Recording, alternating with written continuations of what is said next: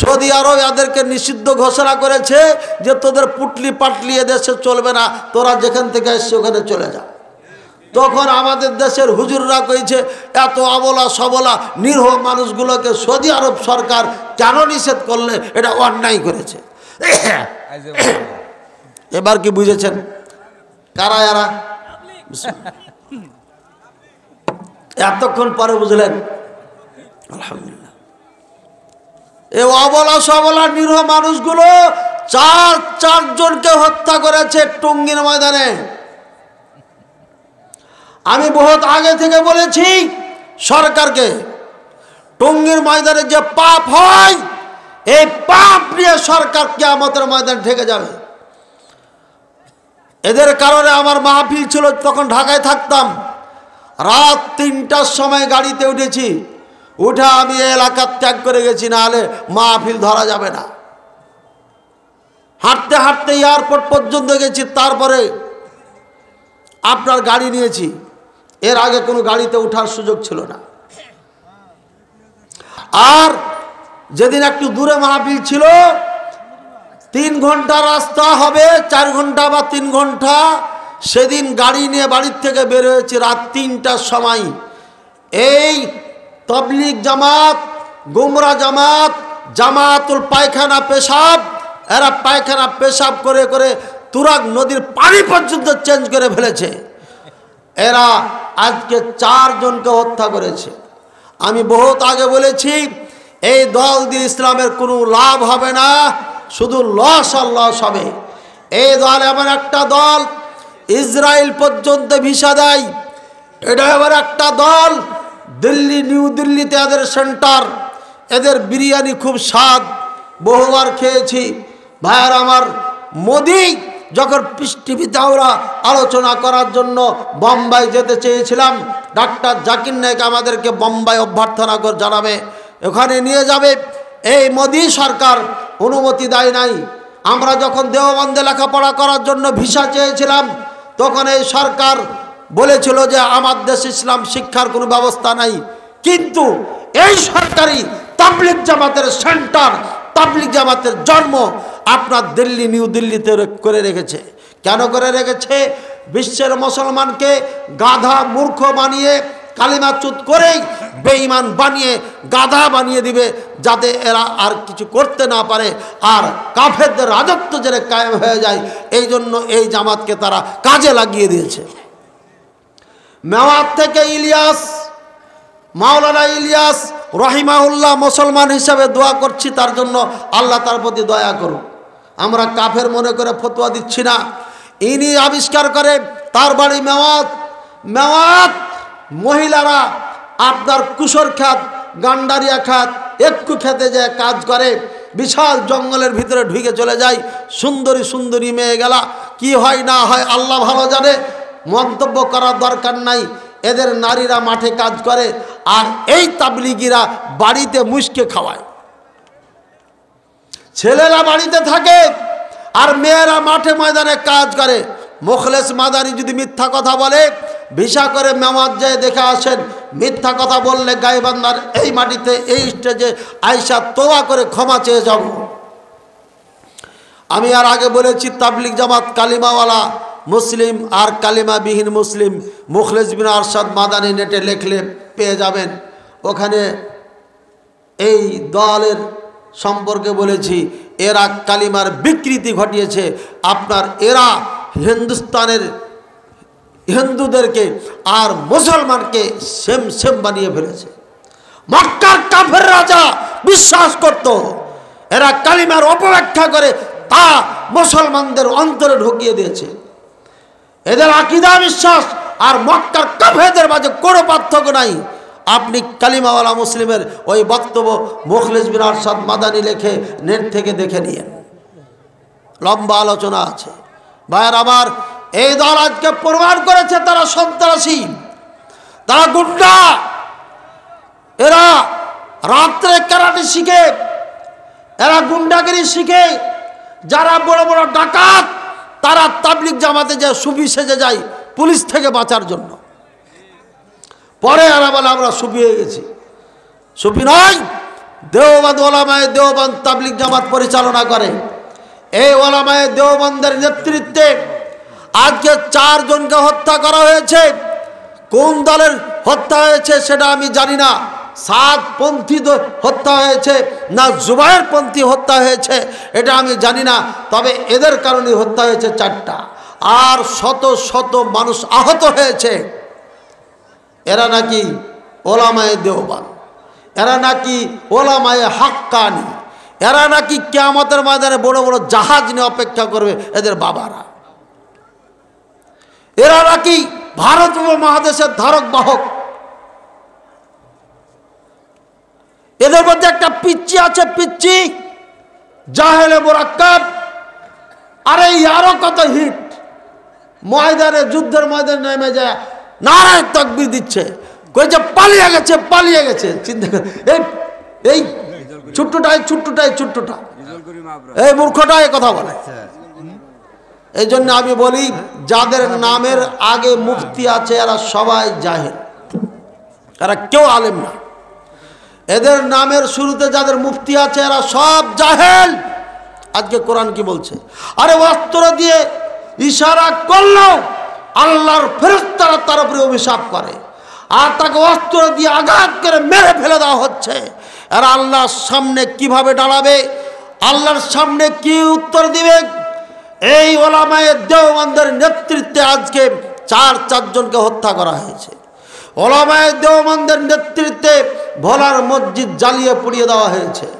ওলামায়ে দেওবন্দের নেতৃত্বে সালথার মসজিদকে মাটির সাথে মিশিয়ে দেওয়া হয়েছে। আজকে বাবরি মসজিদকে আপনার ভেঙে মন্দির বানিয়েছে। যতটুকু আহলে হাদিস ওলামায়ে কেরাম ব্যথিত হয়েছি, আমি আল্লাহকে সাক্ষী রেখে বলতে পারি এদের এত ব্যথা নাই। আজকে ইন্ডিয়ার হাজার হাজার মসজিদকে ভেঙে মন্দির বানানো হচ্ছে এই মূর্খ ওলামায়ে দেওবন্দ আর বিরলিদের কারণে। কারণ এরা ইসলামকে সেভাবে ধরে নাই, এরা ইসলামকে সেভাবে বুঝে নাই, আর উম্মতে মুসলিমাকে বুঝাই নাই। যার কারণে আজকে হিন্দুরা সাহস পেয়েছে, যার কারণে একজন মুসলমানের সন্তান হয়ে শ্রীরাম শ্রীরাম বলতে বলতে মরে যাচ্ছে, আল্লাহ বলার সাহস পায় না। অথচ আল্লাহ রসুলের শিক্ষা, কোরআন সুন্নাহ শিক্ষা বেলাল রাদিয়াল্লাহু তাআলা আনহু এখনও রাসূলুল্লাহ সাল্লাল্লাহু আলাইহি ওয়াসাল্লামের ছাত্র হওয়ার সময় পায় নাই। শুধুমাত্র রাসূলুল্লাহ সাল্লাল্লাহু আলাইহি ওয়াসাল্লাম মক্কার জমিনে কাবার পাশে দাঁড়িয়ে বক্তব্য দিয়েছে, হয়তো একটা বক্তব্য 2টা বক্তব্য শুনেছেন। তারপরে তার মালিক তাকে বেঁধে রশ্মি দিয়ে টেনে নিয়ে বেড়াচ্ছে, পাথরের ওপরে, বালুর ওপরে, উত্তপ্ত বালুর ওপরে টেনে টেনে বলছে, এই তুই মুহাম্মাদের রবকে ছেড়ে দিয়ে আমাকে রব মনে কর, মুহাম্মাদের ধর্মকে ছেড়ে দেই, ইসলাম ধর্ম ছেড়ে দেই, কাফেরদের ধর্মের উপর চলে আয়। আর বেলাল রাদিয়াল্লাহু তাআলা আনহু আহাদ আহাদ করে চিৎকার করছে। বেলাল রাদিয়াল্লাহু তাআলা আনহু একজন দাস ছিলেন, কোনো স্বাধীন মানুষ ছিল না। এমন একজন মানুষ দাসকে পর্যন্ত আল্লাহ থেকে 1 সেকেন্ডের জন্য জবান থেকে তারা ছোটাইতে পারে নাই। সুমাইয়া রাদিয়াল্লাহু তাআলা আনহা একজন দাস ঘরের নারী, তাকে মেরে আঘাত করে 2 খণ্ড করে উঠে 2 পায়ে বেঁধে চিড়ে ফেলে মেরেছে আবু জাহাল। বর্ষার আঘাত করেছে লজ্জা স্থানে। তারপরে একজন নারীকে আল্লাহ শব্দ মুখ থেকে, আপনার উচ্চারণ থেকে তাকে বাধা দিতে পারে নাই। আর ইন্ডিয়ার মুসলমান শ্রীরাম বলতে বলতে তাকে মেরে ফেলে দিচ্ছে।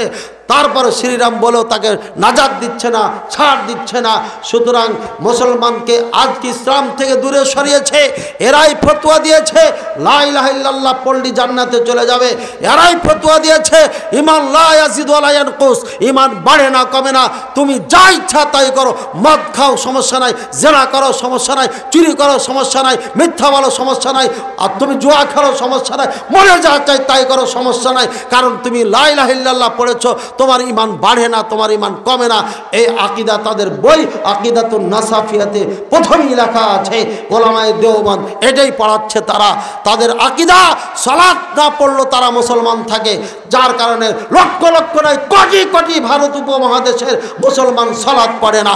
ভাইয়ের আমার, এটা অজ্ঞতা, মূর্খতা, কোরআন সুন্নাহ পরিপন্থী চিন্তা চেতনার কারণে কোটি কোটি মুসলমান কাফের হয়ে জীবনযাপন করছে। আল্লাহ তাআলা সবাইকে বুঝার তৌফিক দান করুন। সময় বেঁধে দিয়েছি, আলোচনা অনেক লম্বা, তাই এখানেই শেষ করছি। ওয়া আখির দাওয়ানা আলহামদুলিল্লাহ রাব্বিল আলামিন। এই থাম, একটা ভালো কথা, একটা মজার কথা, মজার কথা, ও মজার কথা। হানাফি মাযহাবের, হানাফি মাযহাবের কেউ আছেন? অনেক আছেন। আজকে ভালো করে শুনেন, কে আছেন এখানে নিজের স্ত্রীকে 1 ঘন্টার জন্য বিয়ে দিবেন? 1 ঘন্টার জন্য স্ত্রীকে দিয়ে দিবেন, 1 ঘন্টার জন্য কে আছেন? হাত উঠান। তো আপনার গাজীপুরের ইমাম সাহেব আর এক মাদ্রাসার প্রিন্সিপাল ফতোয়া দিয়া 1 ঘন্টার জন্য বিয়া কইরা মসজিদের ভিতরে লাটাপাটা করে দিয়েছে। বলে নাউজুবিল্লাহ। আরে আপনাদের মাদ্রাসার প্রিন্সিপাল, আল্লাহ হেফাজত করুন। এটা অপবাদ না, অনেক সময় অপবাদ দেয়। মামুনুল হক সাহেব হাফিজাহুল্লাহ, তার ব্যাপারে আমরা মনে করছি তাকে অপবাদ দিয়েছে, ঠিক আছে, তার উপরে অন্যায় করেছে, কিন্তু এটা অপবাদ নয়। মুফতি সাহেবের কাছে ফতোয়া নিতে গেছে যে আমি তো স্ত্রীকে 3 তালাক দিয়ে দিয়েছি, তো কি করব? তোর ইমাম সাহেব ছোট আলেম তোর বড় আলেমকে ডেকেছে, জুমার বাড়ির মাদ্রাসার প্রিন্সিপালকে ডেকে বলছে ঘটনা কি। প্রিন্সিপাল চিন্তা করছে মেয়েটা তো সুন্দরী আছে, বোরকা পরলে কি হবে, চোখ দেখা যায় না, কালার কিন্তু সাদা, তাহলে সুযোগ একটা নেওয়া যায়। কইছে না হিলা করতে হবে, হিলা হিলা। এখন বের মৌলবীরা হিলা কয় না, কইছে তাহলিল করতে হবে, মানে আর একটু কঠিন আরবি দিয়েছে যেন না বুঝে। হিলাটা তো সব বুঝে নিয়েছে, এখন কইছে তাহলিল করতে হবে। তাহলিল মানে এটা হালাল করতে হবে, হালাল নাপাক হয়ে গেছে। এখন হালালের পদ্ধতি কি? কইছে বিয়ে দিতে হবে। তো ইমাম সাহেবকে হয়তো কয়ে দিয়েছে তুই যা কয়া প্রিন্সিপালের সাথে দিয়ে দে, বরকত পাবে, বিয়ে হয়ে যাবে, হালাল হয়ে যাবে। প্রিন্সিপাল বিয়ে করলে কি বরকত হবে না? হ্যাঁ, আলেমে দিন হক্কানি রব্বানি তো এরাই তো হক্কানি রব্বানি। নাউযুবিল্লাহ সুম্মা নাউযুবিল্লাহ, আল্লাহ হেদায়েত দান করুন। মিরপুর থেকে আমাকে একটা ফোন দিয়েছিল, বলছে যে শায়েখ, মেয়ে মানুষ, সেটা ফোন দিয়েছে মেয়েটাই নিজে, বলছে আমার স্বামী আমাকে বিদেশ থেকে তালাক দিয়েছে। বিদেশ থেকে তালাক দিলে আমার মা ফতোয়া জিজ্ঞাসা করতে যায় ইমাম সাহেবের কাছে। ইমাম সাহেব বলেছে অন্যত্রে বিয়ে দিয়া 1 ঘন্টা হলো কাটাইতে হবে। এরপরে মা জানে আর কেউ জানে না, আমার বিয়ে দিয়ে দেয়। এরপরে রাত 12টার দিকে বাসায় আসে এই লোক, লাইট টাইট সব বন্ধ, মা বলে দিয়েছে লাইট জ্বালানো যাবে না, হালাল করতে হবে, কাজে লাইট ছাড়া হালাল হবে এখন, বুঝছেন? লাইট টাইট বন্ধ করে রাত কাটাইছে। ফজরে আজান দেওয়ার আধা ঘন্টা কি 1 ঘন্টা আগে উঠে চলে গেছে। কে যে হালাল করলে আল্লাহ জানে। নাউজুবিল্লাহ। আপনাদের মনে কি হয়, কে হালাল করছে আগে? হ্যাঁ, আমি বের একটু আজলে জিজ্ঞাসা করলাম যে হালাল করেছে ওর কি দাড়ি ছিল? কইছে দাড়ি ছিল। নাউজুবিল্লাহ, হাসি লাগে রে ভাই। হ্যাঁ, দাও দিয়ে কপিয়াকে টুকরা টুকরা করলে রাখবিন বানায় শয়তানের বাচ্চাদের। এটা শয়তান, এটা আলেম নয়। ওই ইমাম সাহেব রাত জেগে গেছে, রাত কাটাইছে। ওই শয়তান দাড়ি ছিল মানে কে? মা ছাড়া কেউ জানে না এই বিয়ে সম্পর্কে। মানে ওই শয়তান ইমাম এসেছে, আপনার মহল্লার ইমাম কত নারীর ইজ্জত নষ্ট করেছে চুপে চুপে, আপনি নিজেই জানেন না। এই নাপাক শয়তান ইমামকে ইমাম বানিয়ে আপনি তার পিছনে সালাত পড়ছেন। এ হচ্ছে ওলামায়ে দেওবন্দ, এ হচ্ছে হানাফি মাযহাব, এ হচ্ছে আবু হানিফা রাহিমাহুল্লাহকে কলঙ্কিত করা মাযহাব, যারা হানাফির মাযহাবের দোহাই দিয়া নারীদেরকে জেনা করাতে বাধ্য করেছে। আর কালকের ঘটনা গাজীপুরে এই প্রিন্সিপাল মসজিদের ভিতরে 1 ঘন্টার জন্য বিয়া করে মসজিদের ভিতরে ল্যাটাপাটা করে ওখানে আবার তালাকও দিয়েছে। বলেন নাউজুবিল্লাহ। ল্যাটাপাটা বুঝেন তো, সব কথা কি ডাইরেক্ট বলা যায়? এবার এই ল্যাটাপাটা করায় যারা যার জন্য করে তাদের ব্যাপারে রাসূলুল্লাহ সাল্লাল্লাহু আলাইহি ওয়াসাল্লাম কিছু বলেছেন কিনা? হ্যাঁ, কিছু বলেছেন কিনা? আলা উখবিরুকুম বিতাইসিল মুস্তাআ। এই আমার সাহাবীরা, ভাড়াটা পাঠা সম্পর্কে সংবাদ দিব না তোমাদেরকে? ভাড়াটা পাঠা, পাঠা বুঝেন? ষাঁড় বুঝেন? ভাড়াইটা ষাঁঠা পাঠা, ভাড়াইটা ষাঁড়কে 23 বলা হয়, 23 মুস্তাআর। কইছে হ্যাঁ, কালু বলা জি আল্লাহ রাসূল সাল্লাল্লাহু আলাইহি ওয়াসাল্লাম, ভাড়াইটা পাঠা, এটা তো অদ্ভুত কথা, এটা তো জানা দরকার। বলছেন আল মুহাল্লিল ওয়াল মুহাল্লাল্লাহু, যে হালাল করে, যাকে হালাল করে দেয়, এই দুটাই হচ্ছে পাঠা। এই দুটা কথা বলছি। অন্য হাদিসে বলছে লাআনাল্লাহুল মুহাল্লা ওয়াল মুহাল্লাল্লাহু, যে হালাল করে, যার জন্য করে, দুইজনের উপরে আল্লাহর অভিশাপ, আল্লাহর গজব তাদের উপর নাজিল হয়। এই হচ্ছে হানাফি মাযহাবের মৌলবীরা। এই জন্য বলছি মাযহাবকে কবর দিয়ে কোরআন সুন্নাহর দিকে ফিরে আসুন। কোরআন সুন্নাহর দিকে চলার জন্য এবার সিরিয়া স্বাধীন হয়েছে, রাসূলুল্লাহ সাল্লাল্লাহু আলাইহি ওয়াসাল্লামের ভবিষ্যৎবাণী সব হয়ে গেছে প্রকাশ। সিরিয়া হবে মুসলমানদের রাজধানী। রাসূলুল্লাহ সাল্লাল্লাহু আলাইহি ওয়াসাল্লাম বলেছেন ইজা ফাসাতিল ফিতান আও যাহারাতিল ফিতান আও কাসরাতিল ফিতান, যখন ফিতনা বেশি হয়ে যাবে, আলাইকুম বিশাম, তখন শামকে মজবুত করে ধরবে। এটা হচ্ছে সিরিয়া, এটা হচ্ছে ফিলিস্তিন, এটা হচ্ছে জর্ডানের কিছু অংশ, এটা হচ্ছে লেবানন। এই সব জায়গাটার নাম হচ্ছে শাম। ভাইয়ের আমার, যাদের ক্ষমতা আছে, যাদের কাজ কাম নাই, তারা এখনই সিরিয়া চলে যান, আমাদের ভাইদের সাথে যুদ্ধ অংশগ্রহণ করেন, মরে যাবেন, জান্নাত চলে যাবেন। এরাই হচ্ছে আহলুস সুন্নাহ ওয়াল জামাতের দল, এরাই হচ্ছে আহলে হাদিসের সৈনিক, যাদেরকে যুগ যুগ ধরে জঙ্গি অপবাদ দিয়ে এসেছে, সন্ত্রাসগুলো আখ্যায়িত করেছে, অথচ এদেরকে, আমাদের মা বোনদেরকে, লক্ষ লক্ষ মা বোনদেরকে হত্যা করেছে এই শয়তান বাশার, যে কোথায় পালিয়েছে? রাশিয়া পালিয়েছে। রাশিয়া মুসলমানের পক্ষে, বোকা জাতি। রাশিয়া মুসলমানের পক্ষে নয়, রাশিয়া হচ্ছে ইহুদিদের আপন চাচাতো ভাই, ইরানের পক্ষে, শিয়াদের পক্ষে। ইহুদিদের আপন চাচাতো ভাইয়ের নাম কি বলেন? কে দেখছেন? নারাজ, সব নারাজ, সবাই নারাজ হয়ে গেছেন আপনারা। আরে ইসরায়েলের ইহুদিদের আপন চাচাতো ভাই কেটা জানেন? কেটা? শিয়ারা। শিয়ারা মুসলমান না কাফের? 1997 সাল থেকে বলে আসছি, আমার গ্রামের মুসল্লিরা এখনো সাক্ষী। বলতে বলতে আলহামদুলিল্লাহ কয়েক বছর থেকে সমস্ত ওলামায়ে কেরাম আমার কথাই বলছে আলহামদুলিল্লাহ। ভাইয়ার আমার, এই শিয়ারা হচ্ছে মুসলমানদের সব থেকে কঠিন দুশমন। লক্ষ লক্ষ আমাদের মা বোন ভাইদেরকে হত্যা করেছে। ইরানের মাটিতে সুন্নি কোনো আলেম রাখে নাই, সবকে হত্যা করেছে। সুন্নি মসজিদ মাদ্রাসা রাখে নাই। আজ পর্যন্ত শুনেছেন ইরান থেকে একজন সুন্নি আলেম, আমাদের মতো পোশাকধারী আলেম বক্তব্য দিয়ে নেটে ছেড়েছে? দেখেছেন? আছে? কিন্তু 6 লক্ষ ইহুদি ইরানে বসবাস করে। আর রাসূল সাল্লাল্লাহু আলাইহি ওয়াসাল্লাম বলছে সায়াখরুজ দাজ্জাল মিন ইসবাহান, ইসবাহান, ইরানের ইসবাহান এই শহর থেকে আপনার দাজ্জাল বের হবে। আর ইয়াত্তাবিউহুল ইয়াহুদু 70 ইয়াহুদ, 70,000 ইয়াহুদি এই দাজ্জালের সঙ্গ দেবে প্রথম যখন সে শুরু করবে যাত্রা। এটা ইরান। এই দাজ্জাল একে তাড়া দিতে দিতে ফিলিস্তিনে যায়, ইসরায়েলে যা হত্যা করবে ঈসা আলাইহিস সালাম। তাহলে কি বোঝা গেল? বের হলো ইরানে, আর মারা গেল কোথায়? ইসরায়েলে। দুই দেশের সাথে সম্পর্কটা কেমন জানেন? এরকম সম্পর্ক।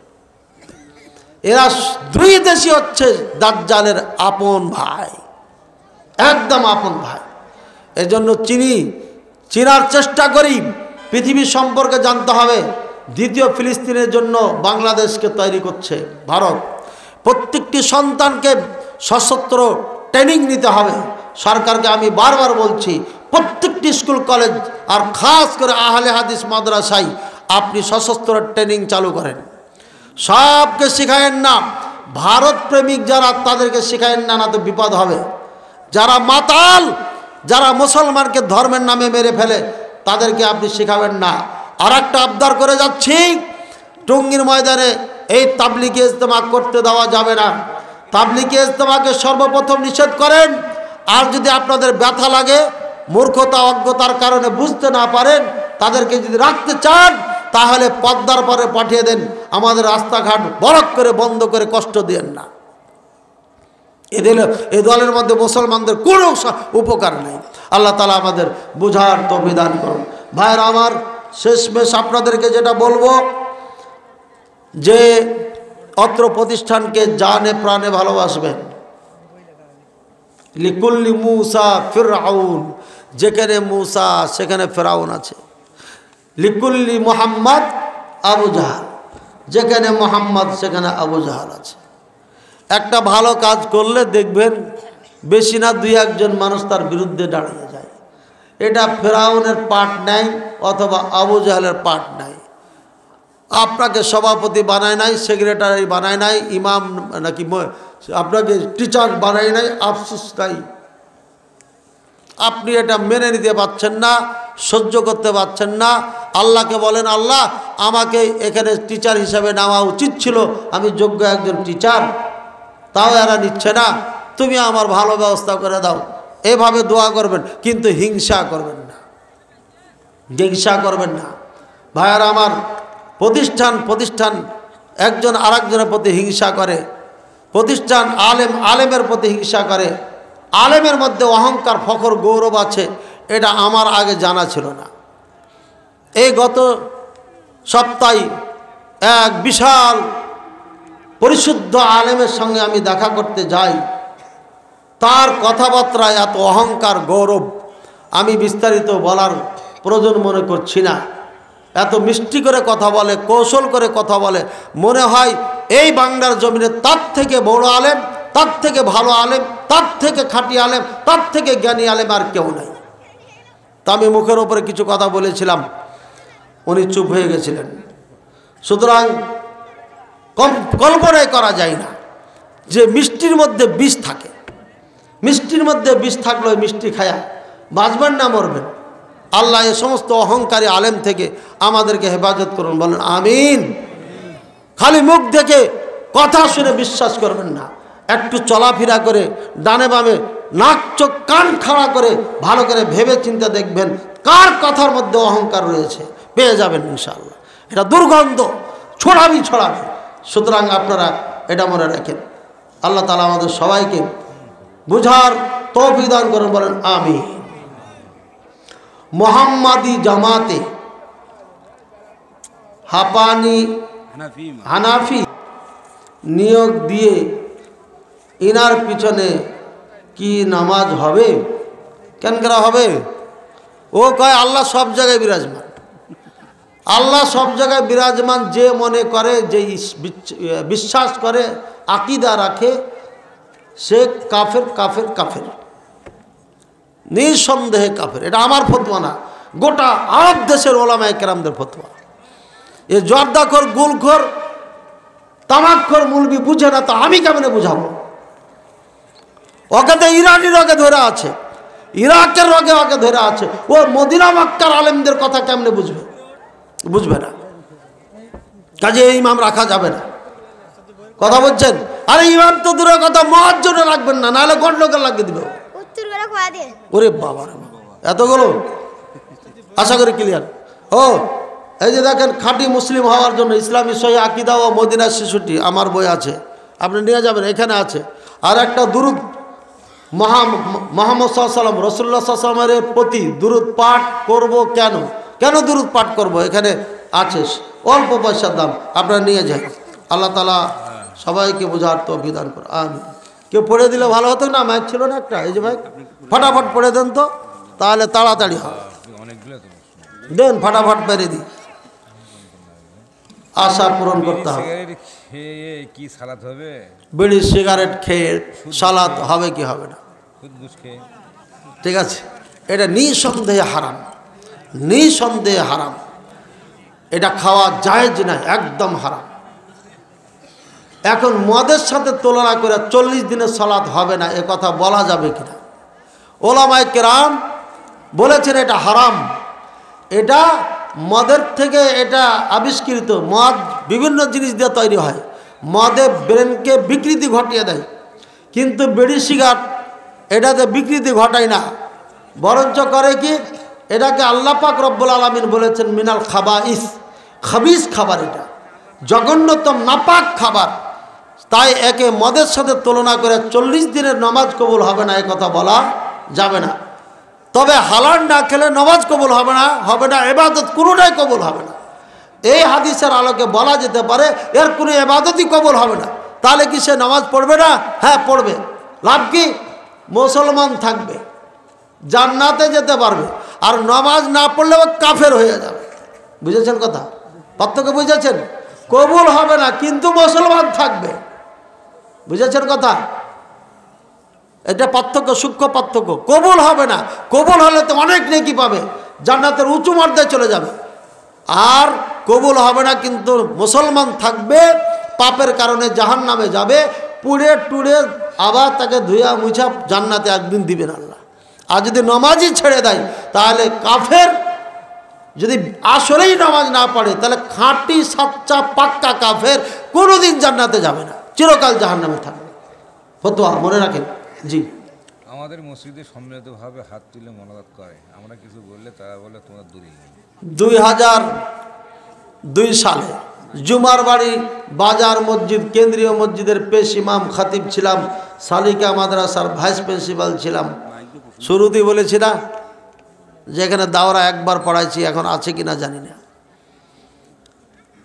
তখন জুমার বাড়ি 45টা কেন্দ্রীয় মসজিদের, না 45টা মসজিদের কেন্দ্রীয় মসজিদ, ঠিক না? জানেন, আমি তো নতুন মানুষ, জানি না। এশার সালাত পড়েছি, মোনাজাত করিনি, অবস্থা খুব খারাপ। যা হোক বুঝাইয়া সুজাইয়া এক পর্যায়ে এই এলাকার থেকে জুমার বাড়ি মসজিদ থেকে মোনাজাত উঠিয়ে গেছিলাম। গাইবান্ধা টু যত জায়গার থেকে হুজুররা এসেছে সবকে ঠান্ডা পানি দিয়ে ঠান্ডা করে পাঠিয়ে দিয়েছি। এখনও যদি কোনো হুজুর থাকে ঠান্ডা মাথায় আসেন, আপনাকে ঠান্ডা করে বুঝাই দেবো ইনশাআল্লাহ। এই সম্মিলিত প্রচলিত যে মোনাজাত, এটা নিঃসন্দেহে বেদাহ। যে বলে এটা মুস্তাহাব তার শরীয়তের জ্ঞান তো নাই, আকল বুদ্ধি নাই। কথা বুঝছেন না? বুঝেন? আর কতদিন মারামারি করবেন? না লেখাপড়া করে, যদি এলেমের জোর থাকে, শক্তি থাকে, তাহলে পরে আসেন বই নিয়ে, হাদিস নিয়ে, কোরআন নিয়ে, হয় আমি শিখবো না আপনাকে শেখাবো আজকে। আর না হয় মারামারি করবেন না। 1 বছর চ্যালেঞ্জ করে করে জুমার বাড়ির মাটিতে আমি কাটিয়ে গেছি, সেদিন আসতে পারেন নাই। আর 2024 সালে আসবে, পায়জামা খারাপ করে দেবো একদম। কথা বুঝেছেন? তখন তো মদিরাই যায়নি, তখন তো দেওবন্দের আপনার চাপ নিতে পারেন নাই, আর মদিনার চাপ নেবেন কেমনি? ধ্বংস হয়ে যাবে। বুঝেছেন না? বুঝেন নাই? যে কথা বলবে এটা সুন্নাহ, এটা মুস্তাহাব, এটা করতে হবে, মনে করবে এটা মুলবি না। আল্লাহ বুঝার তৌফিক দান করুন।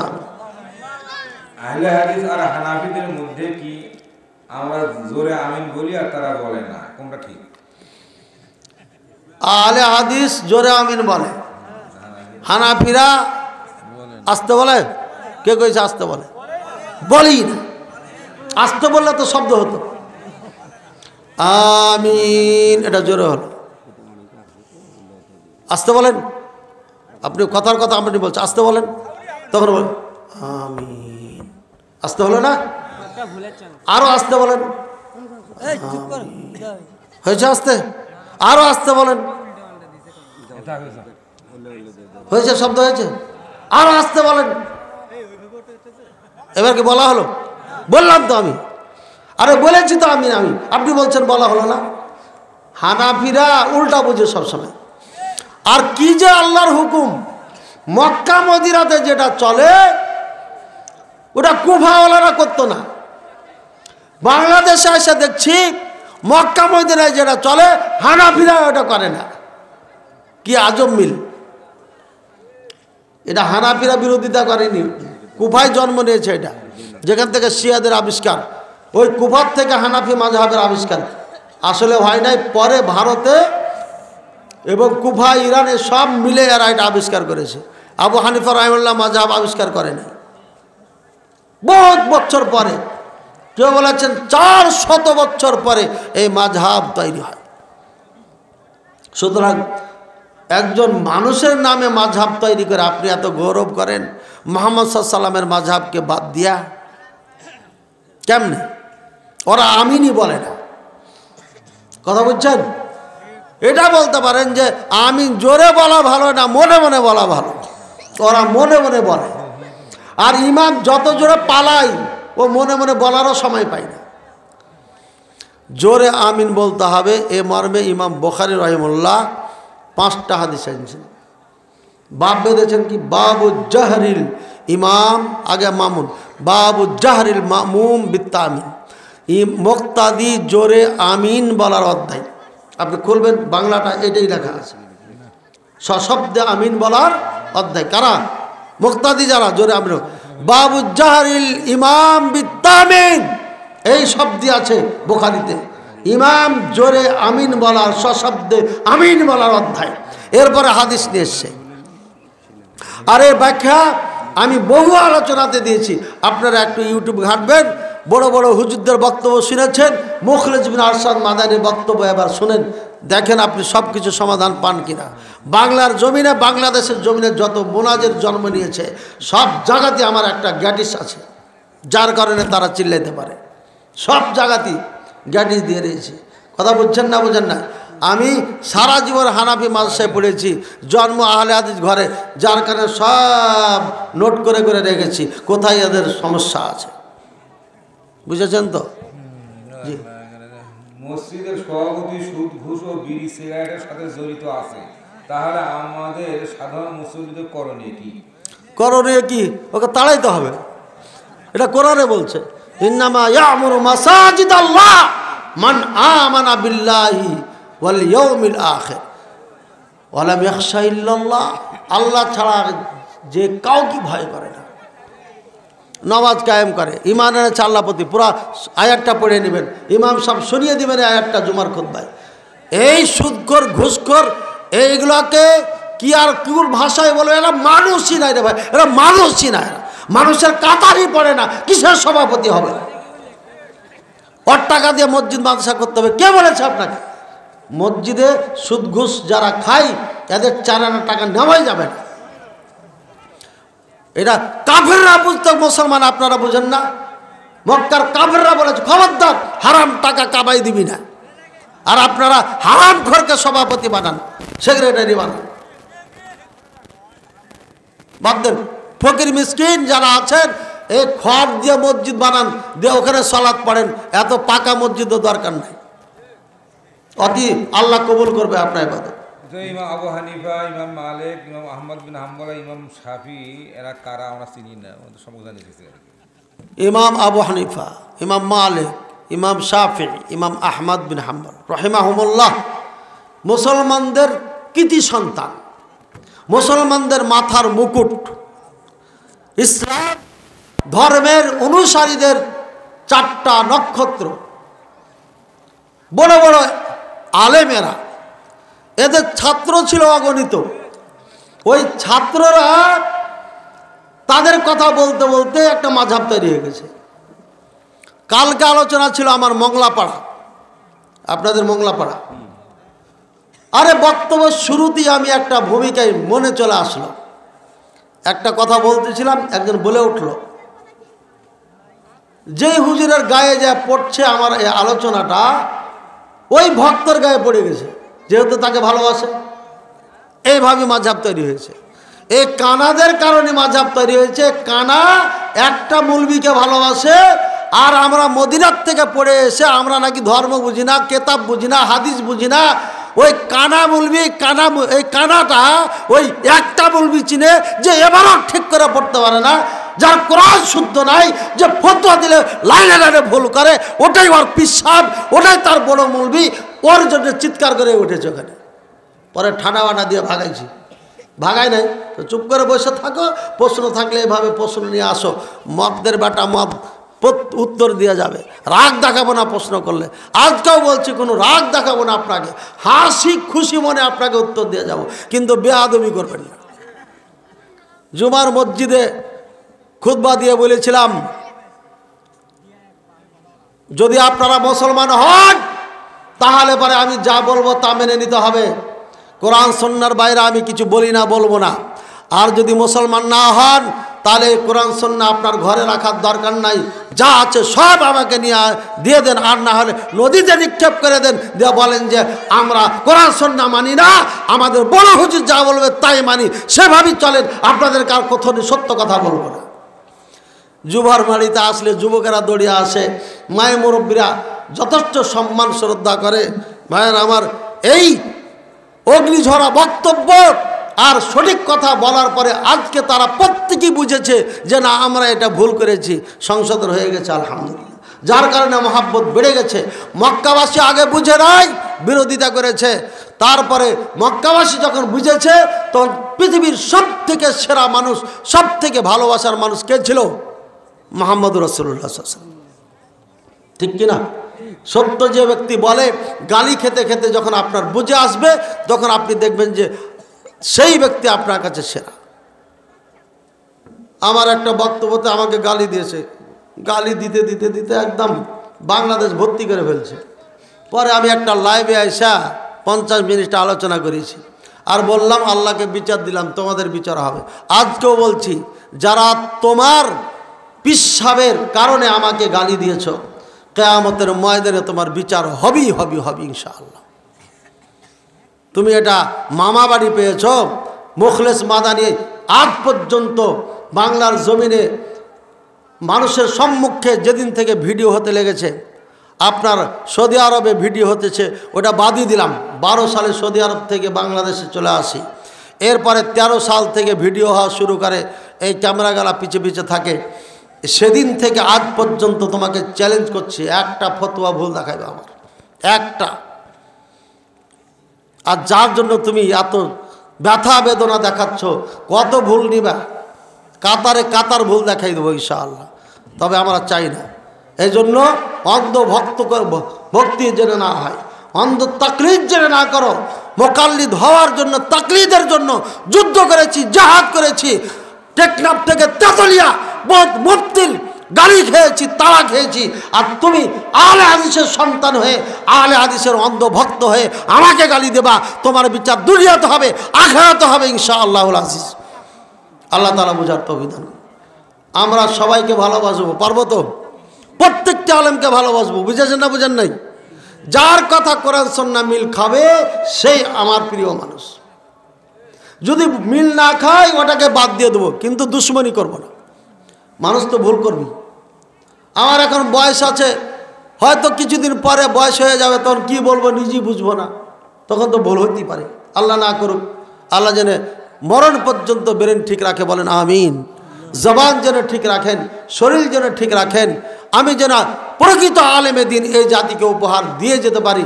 আমি যা অঙ্গীকার করেছি, আমি যা বলেছি, এদেশের মাটিতে বিজ্ঞ আলেম আমি তৈরি করে উপহার দেবই দেবো ইনশাআল্লাহ। এটা যেন আমি দেখে যেতে পারি, করে যেতে পারি, আমার জন্য নাজাতের ওসিলা যেন হয়ে যায়। এই জন্য আল্লাহ যেন আমাকে সুযোগ করে দেয়, হায়াতে তাইয়্যিবা তাবিলা যেন দান করেন। সবাই বলেন আমিন। যখন কোনো ব্যক্তি মৃত্যুবরণ করে তখন শেষ হয়নি তো?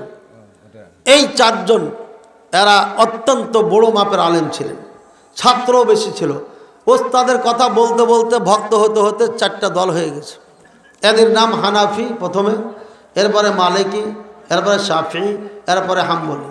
ওই ইমামদের দিকে সম্বন্ধ করে দল হয়ে গেছে। যেমন বাংলাদেশ স্বাধীন করেছিল কেটা? স্বাধীনের সময় নেতৃত্ব দিয়েছিল কে? শেখ মুজিবুর রহমান।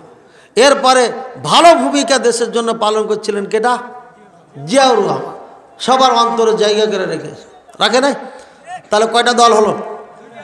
আবার পরে চলে আসলো চাচা মিয়া রংপুর থেকে, চাচাকে এরশাদ। 3য় দল হলো না? হলো না? মৌলবীরা কয়েছে ইসলামী দল থাকার দরকার, এটা আগে থেকেই তাদের চিন্তা ভাবনা ছিল। জামাত ইসলাম একটা আছে অনেক আগেকার। বাংলাদেশের মৌলবীরা যেগুলো আছে এরা গেলো আমাদের তো কিছু দরকার, তখন কে বট গাছ, তাল গাছ, হ্যাঁ, কে হাত পাকা, পা পাকা, ঠ্যাং পাকা, পা পাকা সব নিয়ে, আরে বোরখাও বানিয়েছে, জুব্বাও বানিয়েছে। এটা যে কোন পাগলের দল আল্লাহ ভালো জানে। পাখা ছাপিয়া বোরখা বানিয়েছে, পাখা ছাপিয়া জুব্বা বানিয়েছে। আজই এই ব্যক্তি দৃশ্য, হাসির একটা কথা। আল্লাহু আকবার। এই যে দল হচ্ছে না, ইসলামে এভাবে এক একজনের ভক্ত তৈরি হয়ে যায়, অন্ধ ভক্ত, চোখ বন্ধ করে তার নামে স্লোগান দিতে দিতে দল হয়ে গেছে। আপনারা আহলে হাদিসের মধ্যে এগুলো আর করেন না। আমরা আহলে হাদিস, কোরআন সুন্নাহ ধারক বাহক। কোরআন সুন্নাহর বাইরে কোনো আলেমকে আমরা মাথায় উঠে নাচাইতে চাই না, আর নাচানোর সুযোগও নাই ইনশাআল্লাহ হুল আজিজ। আল্লাহ আমাদের বোঝার তৌফিক দান করুন। তো যখন কোনো ব্যক্তি মৃত্যুবরণ করে তখন দেখা যায় যে কোনো মাদ্রাসা থেকে দাওয়াত খেতে যায়, সেই দাওয়াত কি গ্রহণযোগ্য হবে? দাওয়াত দেওয়াও যাবে না, নেওয়াও যাবে না। খাওয়াইলে নাকি নাই, পড়লো নাকি নাই, জানানো নাকি নাই। হানাফিতে নাই, মালিকিতে নাই, শাফিতে নাই, হাম্বলিতে নাই, আহলে হাদিসে তো নাই নাই নাই নাই, মোটেই নাই। যত মুরগি খাওয়াইছেন হুজুরদেরকে, মুরগির টাকা নিয়ে নেন। খাইলো কে? বুঝছেন? আর হুজুররাকে বলতেছি এরা খাওয়াইলো কে? এই জন্য প্রতি সপ্তাহে একটা করে মুরগি নিয়ে নেবেন যত মুসাল্লি আছে। কারণ খায়া তো অভ্যাস করে দিয়েছেন আপনারা। হ্যাঁ, আমার টিচার কেমনই নিয়োগ দিয়েছি আমি, এখন প্রচার টচার করছে, মাদ্রাসায় বসে, বুঝলেন, এদিকে কোথায় চাকরি টাকরি করতে জানি না, বলছে যে প্রতিদিন মাছ গোস্ত খাওয়াই দেবে আমাকে। চাকরিটা মনে আর রাখা যাবে না। আর এত মাছ গোস্ত খাওয়াইছেন আপনারা যে ডিম ভাত দিয়েছে, সবজি টবজি মিক্স করে ডিম বানাইছে। ডিম সবজি দিয়ে বানায় না মা বোনেরা, কখনো আলু দিয়ে বানায়, পটল দিয়ে বানায়। কইছে না এটা খাওয়া যাবে না। এই যে মুরগা খাওয়াইছেন আপনার প্রতিদিন দাওয়াত একটা পর, এখানে 500 ঘর যদি থাকে, আর যদি সবাই মরে আর দাওয়াত দেয়, আবার কখনো বাচ্চা বিদায়ের সময়, কখনো বহু বিদায়ের সময়, কখনো বিয়ের সময়, আরে সময় তো একটা পর একটা আসতে থাকে, আর হুজুরদের খাওয়া চলতি থাকে। এদের জিভায় এমন বানাইছেন 10,000 টাকাও দিয়া প্রতিদিন বেলে মুরগা খাওয়াইতে হবে। 10,000 বেতন আর মুরগা খাই বেলে প্রতিদিন। কথা বুঝছেন? আর এক ভাইয়ের সাথে আমার বহুদিনের আছে, নামটাম না বলায়, যে প্রতিদিন আমি একটা করে ডাব খাই। কিরে আমি এত ওয়াজ করি, এত টাকা কামাই করি, একটা ডাব খাইলে আমি 10 বার ভাবি 100 টাকা দিয়ে দেবো। খাইলে তো ভালোটাই খাই, 120 টাকার নিচে রাজশাহীতে ডাব নাই। হ্যাঁ, আমার ওয়াইফ বারবার বলে আপনি কেন টাকার এত চিন্তা করছেন, ডাব খেয়েছেন আজকে? জিজ্ঞাসা করে আমাকে। দেখছি টানা মাহফিল করছে, দেখছি এত ক্লান্ত দাঁড়াইছে কোন বাজারে, আমাকে 1 কাপ চা এনে দিল আমার সঙ্গী সাথীরা, আর ওরা আসে না। কিরে দেরি করছো কেন, কি হলো? তো কইছে আমরা ডিম খাইলাম। ডিম, ওরা হাঁসের ডিম খাইল, আর আমাকে 1 কাপ চা খাইয়ে রেখে দিল। টাকা দিচ্ছে আমি, এটা ইনসাফ হলো? তো আমাদের জীবনটা এভাবে কাটে। হিসাব করি যে আজকের ড্রাইভার আমি রাখি নাই, রেখেছি, কিন্তু কয়েক মাস থেকে ড্রাইভার রাখা নাই। এই 15-16 হাজার টাকা বেতন দিব তাকে, এটা একটা শিক্ষক রাখি, আর আমি তো ড্রাইভ পারি, সুতরাং আমি চালিয়ে যাই। কিন্তু এই যে মাহফিল করলাম, গাড়িতে উঠার 20 মিনিট পরে আমার শরীরটা একদম নিস্তেজ হয়ে যাবে, তখন আর গাড়ি চালানো যাবে না। এই জন্য ড্রাইভার ছাড়া বাইরে যাওয়া যায় না, বুঝেছেন? এই চিন্তা করতে করতে করতে মাদ্রাসার দাড়ি সব পেকে গেল, অথচ বড় ভাইয়ের সব পাকেনি, আমার বয়সের গেল আর পাকেনি। ভাইয়ের আমার, যাই হোক, অনেক কথাই বলে ফেললাম। এই মুরগা খাওয়াখাই করবেন না, না খাওয়াবেন না পড়বেন, ওই মুরগার টাকাটা মাদ্রাসায় দিয়ে দেবেন, কিয়ামত পর্যন্ত নেকি পাবেন। একদম সাচ্চা কথা। যতদিন এ মাদ্রাসা থাকবে ততদিন নেকি পেতে থাকবে। আর হুজুরকে খাওয়াইছেন তো ওই যে ঘেরে ঘেরে রেখেছেন, ওটা ঢেলে দিবে, চলে যাবে, কিছু নেকি পাবেন, কিন্তু শেষ ওখানে। আর এটা থাকবে তো থাকবে, কিয়ামত পর্যন্ত থাকবে। একই বলে সাদকায়ে জারিয়া, 1 টাকা দিলে ওটাই থেকে যাবে আপনার, একটা ইট দিবেন আপনি, ওটাই থেকে যাবে। যে ব্যাপার পারবেন। লাউ হয়েছে, গাছ লাগিয়েছেন, মা বোনেরা প্রথমেই নিয়াত করবেন, এ লাউ গাছে জয়টা লাউ হবে, 5টার মধ্যে 1টা মাদ্রাসায় দেবো, এভাবে নিয়াত করবেন। বেগুন গাছ লাগাইছেন 50টা, 5টা বেগুন গাছে যা ধরবে এখান থেকে এই গাছটিতে, এই গাছের ফল বেগুন সব মাদ্রাসায় দিয়ে দেবো।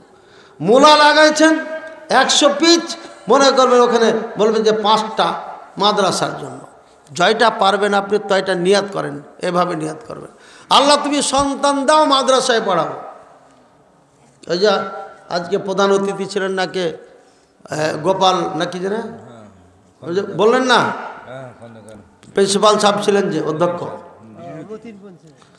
উনি কি বললেন যে মাদ্রাসার ছাত্ররা আজকে অনেক ওপরে এগিয়ে গেছে। আমার মাদ্রাসার ছোট্ট বাচ্চা, এই ছেলেটার ভাই, ওর বাবা মেডিকেলে নিয়ে গেছে, ডাক্তারে ইংলিশে তাকে প্রশ্ন করেছে, উত্তর দিয়ে দিয়েছে। ছোট্ট, এই যে ছোট্ট নুরানিতে পড়ে শিশু, কইছে কোন স্কুলে পড়ে? কইছে স্কুলে না, মাদ্রাসায় পড়ে। কইছে মাদ্রাসায় পড়ে ইংলিশ বলতে পারে, এটা কেমন হলো কথা? বুঝছেন? আমাদের মাদ্রাসা এখন মাদ্রাসাই শুধু সীমাবদ্ধ নাই, আমার মাদ্রাসার থেকে লেখাপড়া করে যে কোনো স্কুলে ভর্তি হতে পারবে ইনশাআল্লাহ। এবার আরও জোরদার বাড়বে টার্গেট। জি চলেন। সুন্নাহ পদ্ধতিতে বিবাহ কি, মানে সুন্নাহ পদ্ধতিতে বিবাহ কিভাবে হয়? এ সমাজে বিবাহের সময় মেয়ে কবুল বলে, সেটা কি সঠিক? লম্বা কথা না বলে শর্টে বলে দিই, তাহলেই হয়ে গেল। সঠিক সুন্নাতি বিয়ে হচ্ছে, কথার কথা ইনি বর বিয়ে করতে এসছে, এর বাপ ভাই কোনো কিছু লাগবে না, নিজেই ওলি, আর কোনো ওলি লাগবে না। বিয়ে করতে এসছে, কথার কথা একজনের মেয়েকে, মানে আমার মেয়ে দিয়ে বললে তো ফের বিয়ে হয়ে যাবে যদি কবুল বলে, এই জন্য আর বলবো না এটা, বুঝছেন? এই এই এই মাইকটাকে একটা মানুষ মনে করেন, এই গিলাসটাকে, এর একটা মেয়ে আছে, মেয়েকে বলবে বাবা কলিমুদ্দিন সলিমুদ্দিনের ছেলে উমুকের সাথে তোমার বিয়ে দেবো, তুমি কি মত আছে তোমার রাজি? অবিবাহিতা হলে পারে বলবে, চুপ থাকবে, বলবে না, লজ্জা করে তো রসুল, ও চুপ থাকাটাই রাজির আলামত। কিন্তু এখনকার মেয়েরা বলবে বাবা প্রশ্ন করছেন কেন, তাড়াতাড়ি বিয়ে দেন, কারণ আপনি তো পাকিয়ে দিয়েছেন রে ভাই। বিয়ে দেওয়ার কথা ছিল 13 থেকে 14, 15, 16-র মধ্যে, 17, 18-র মধ্যে, আর আপনি বানাইছেন 26 বছর বয়স। এত দিন যুবতী হয়ে যাবে, বেচারি যৌবনের সাথে যুদ্ধ করছে, আবার জিজ্ঞাসা করার সময় আছে নাকি? বলার আগেই বলবে তাড়াতাড়ি করেন, দেরি করছেন কেন? ঠিক না? এই যে দেখছেন যুবকেরা করছে ঠিক, মানে যুবকেরা বিপদে আছে। এস্টাবলিশ না হলে বাবা বিয়ে দিতে চাই না, মেয়ের বাবা সম্মতি নিয়ে নেবে। এক কথায় ছেলে এসে হাজির হয়েছে, মেয়ের বাবা যদি প্রয়োজন মনে করে সম্মতি নিব, আবার নিক, না হলে দরকার নেই, ঠিক আছে? এরপরে বলবে হে আব্দুল্লাহ ছেলে আব্দুল সত্তার, আমার অমুক মেয়ের বিবাহ আমি তোমার সাথে দিলাম, তুমি স্ত্রী হিসাবে কবুল বা গ্রহণ করলে? তখন সে বলবে কাবিল তু, আমি কবুল করলাম, গ্রহণ করলাম, বিয়ে হয়ে গেছে, কিচ্ছু লাগবে না। শেষমেশ পানীয় পড়ে গেল, বিয়ে হওয়ার সাথে সাথে শরবত দেয় না, শরবত পড়ে গেল। তো যা হোক ভাইয়ের আমার, সুন্নতি বিয়ে দেখেছেন? হ্যাঁ, এর আগে খুতবা দিয়ে দিবেন। কি দিবেন? খুতবা কি দিবেন? হুজুর টুজুর নাই, তাহলে আলহামদুলিল্লাহ সূরা ফাতিহা পড়বেন, দুরুদে ইব্রাহিম যেটা পড়ি নামাজে ওটা পড়বেন, আল্লাহুম্মা সাল্লি আলা মুহাম্মদ, বুঝেছেন? সূরা ফাতিহা পড়লেন, দুরুদে ইব্রাহিম পড়লেন, এরপর আল্লাহর কাছে দোয়া করবেন, আরবিতে পারলে ভালো, না হলে বাংলায় দোয়া করবেন, আল্লাহ আমার মেয়ের বিয়া আমি দিলাম, অথবা বর পড়ে নেবে, অথবা অন্য কেউ পড়বে, অথবা মেয়ের বাবাই পড়বে, অথবা অন্য কেউ পড়ে বলবে আল্লাহ উমুকের বিয়ে উমুকের সাথে দিলাম, এটা তুমি বরকতময় করো। এটা নবীর সুন্নাহ, সুন্নাহ পালনের জন্য করা হলো, নিজের ইজ্জতকে, লজ্জাস্থানকে হেফাজত করার জন্য বিয়া পড়ানো হলো, বা সে করলাম বা করলো, আর উম্মাতে মুসলিমাকে বাড়ানোর জন্য বিয়ে করলো। এই নিয়াত গেলা এইভাবে করতে হবে।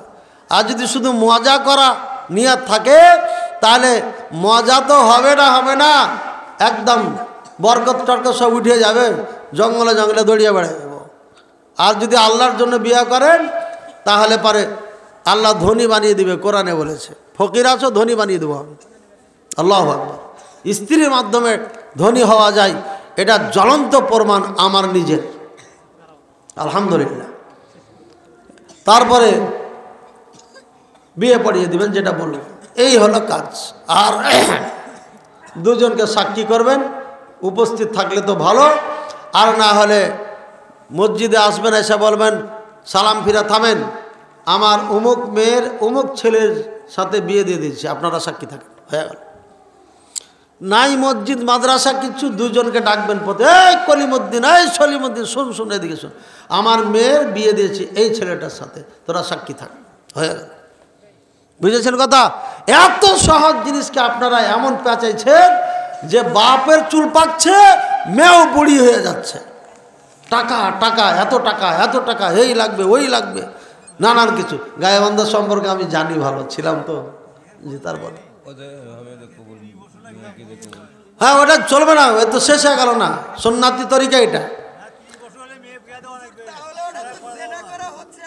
কোনটা?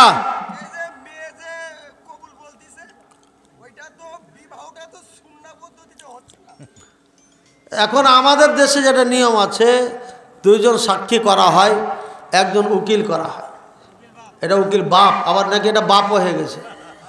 হ্যাঁ, বিনা বিবাহতে এটা মায়ের একটা কি হয়ে গেল, স্বামী হয়ে গেল না। বাপ কাকে হয়? কাঠ বাপ হলে তো মায়ের স্বামী হতে হবে, সতার বাপ হলো। যাক, পোড়া পাওয়া জিনিস পেয়ে গেছেন। এই উকিল বাপে মেয়েকে নিয়ে গেছে যে আমার মেয়ে এখন যেহেতু নিয়ে যায়, নিয়ে যাওয়া ঘটন ঘটেছে, এটা বাপ সাবধান। তো যা হোক, দুইজন সাক্ষী আর একজনকে উকিল বানিয়া এই সাক্ষী আর উকিলকে পাঠিয়ে দিলেন।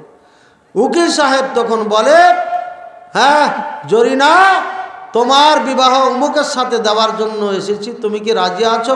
ও বলছে রাজি আছি, কবুল করলাম। তখন উকিল বাপ আবার কয় কি, এই আমার সাক্ষী দুজন আপনারা কি শুনেছেন? সাক্ষী কে? হ্যাঁ শুনেছি। এবার চলেন, এরা তো ওকড়া মুড়ি বাতাসা খুরমা টরমা যা দিয়েছে নিয়ে ওখানে দিল, আইলো। আচ্ছা, এখন 10-এর সামনে দাঁড়িয়ে বলছেন, আমি মোহাম্মদ আলী উকিল মেয়েকে বলেছি, বিবাহ পড়িয়েছি, সে কবুল করেছে, আমার 2 সাক্ষী শুনেছে। তখন বলছে, মলর সাহেব বলছে, এই সাক্ষী বলো তুমি কি শুনলা?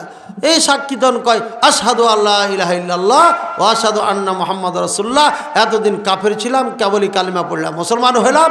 আমার উকিলে বিবাহ পড়িয়েছে, আমি আগের কাফের পরে মুসলিম হইলাম, শুনেছি, আমার 2 কান শুনেছে, চোখে দেখেছি।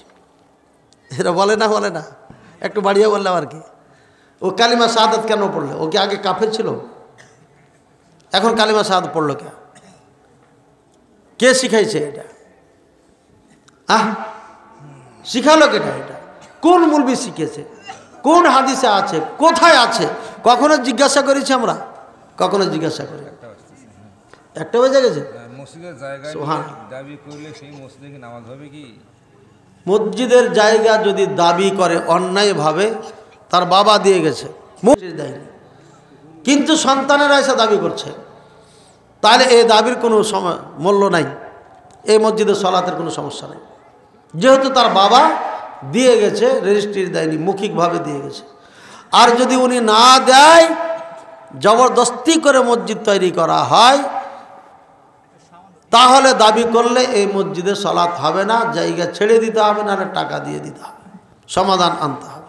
বুঝেছেন কথা? অর্থাৎ ন্যায়ভাবে মসজিদ তৈরি হলে সমস্যা নাই, অন্যায়ভাবে তৈরি হলে মসজিদে সলাত হবে না। কোরআন সুন্নাহ অনুযায়ী আমল করলে নিজেকে আহলে হাদিস দাবি করা যাবে? কোরআন সুন্নাহ অনুযায়ী ভারত, বাংলাদেশ, পাকিস্তান, আফগানিস্তানে আমল করলে আহলে হাদিস দাবি করা লাগবে না। আমাদের ভাইয়েরা বসে আছে আহলে হাদিস আপনাকে বানিয়ে দেওয়ার জন্য, বুঝছেন? আমরা কেউ আহলে হাদিস দাবি করি? করি না। ওরা আমাদেরকে আহলে হাদিস বলে, এই জন্য আমরা এখন গৌরবের সাথে বলছি আহলে হাদিস। আমরা আহলে হাদিসদের রাস্তায়, মানহাজ, নিয়ম নীতিতে চলি, এই জন্য তারা আমাদেরকে আহলে হাদিস বলে। এটা আমাদের জন্য শরফ, এটা আমাদের জন্য মর্যাদা। মেয়েদের পর্দি নামে শেষেই কোনো পর্দি ব্যবহার করা যাবে? হুজুর, মেয়েদের নামে শেষেই কোনো পর্দি ব্যবহার করা যাবে? পদবী পদবী ছেলেরা ব্যবহার করছে, তো মেয়েরা করবে না কেন? কিন্তু আমাদের দেশে জাহিলি পদবী আছে, একটা বৈধ পদবী। আমাদের দেশে আছে মনিরুল ইসলাম, মনিরুল ইসলাম মুনু, উমুকে এসব টুনু, সব ফুনু, মুন্টু পুন্টু ছুন্টু মুন্টু। আরে আসল নাম নাই, ওকে পুন্টু মুন্টুতে চিনে, এগুলো জায়েজ নাই, এগুলো বৈধতা নাই, জায়েজ নাই। এমনভাবে মেয়েদের নামের শেষে পদবী যদি বৈধ হয় ঠিক আছে, যেমন ফাতেমাতুজ জোহরা বলা হয় না, খাদিজাতুল কুবরা বলা হয় না, আলী আকবর, আলী আসগার ছেলেদের ব্যাপারে আছে, এগুলো বৈধ আছে। ছোট বড় পার্থক্য করার জন্য একই নাম রেখেছে বাবা, এরও নাম আলী, এরও নাম আলী, আকবর আসগার, বড় ছোট, এই পার্থক্য করার জন্য যে উপাধি ব্যবহার হয় এগুলো সমস্যা নাই। আর এই বইয়ের কথা বলেছি, আপনারা বইটা নিয়ে যাবেন। আর এই 2 কপি আমার পক্ষ থেকে মাদ্রাসার জন্য হাদিয়া, এটা মাদ্রাসা দিয়ে দিন। বাচ্চাদের জন্য অত্যন্ত গুরুত্বপূর্ণ, এখানে তাওহীদের 91টি প্রশ্নের উত্তর আছে। হ্যাঁ, আমাদের সৃষ্টিকর্তা কেটা? আল্লাহ। আমাদেরকে আল্লাহ কি খান? না। আল্লাহ কি পান করেন? না। আল্লাহ কি ঘুম আসে? না। আল্লাহ কি তন্দ্রা আসে? না। এইভাবে প্রশ্নগুলো করা আছে, 91টা গুরুত্বপূর্ণ বই, নিয়ে যাবে। আমার একটা প্রশ্ন। জি বলেন। আজকাল এই যে লাল শাড়ি পরে বউ সাজাবাদ যায় আর ছেলে সাজাবাদ যায়, গাইবান্ধার মাটিতে বিয়া কেন্দ্রিক যা চলে কোনোটাই জায়েজ নাই, হারাম। এই মেয়েরা সাজা গুজা যায়, পারলে লাঠি দিয়ে পিটাই দেন, এটা জায়েজ নাই। আর এই সব কারণে যুবক যুবতীরা লাফালাফি করে। জুমার বাড়িতে আমি যখন ছিলাম তখন এক মেয়েকে টাইনা জঙ্গলে নিয়ে যাচ্ছিল, পরে জানাজানি হয়ে বেঁচে যায়। কথা বলছেন, এই বিয়া কেন্দ্রিক সব অপকাম হয়ে থাকে। ভাবিরা তো ন্যাংটা হয়ে নাচানাচি করে। বর্বরতা, অজ্ঞতা, মূর্খতা, জাহেলিয়াত, এগুলোকে অবশ্যই বর্জন করতে হবে। বিয়া করবে, আমি বিয়ে করব, আমার স্ত্রীকে নিয়ে নাচানাচি করবে, পুরা গায়ে হলুদ দিবে, ভিডিও করে নেটে ছাড়বে, আমার মতো কা পুরুষ দুনিয়াতে আছে? ব্যক্তিত্বহীন পুরুষেরা।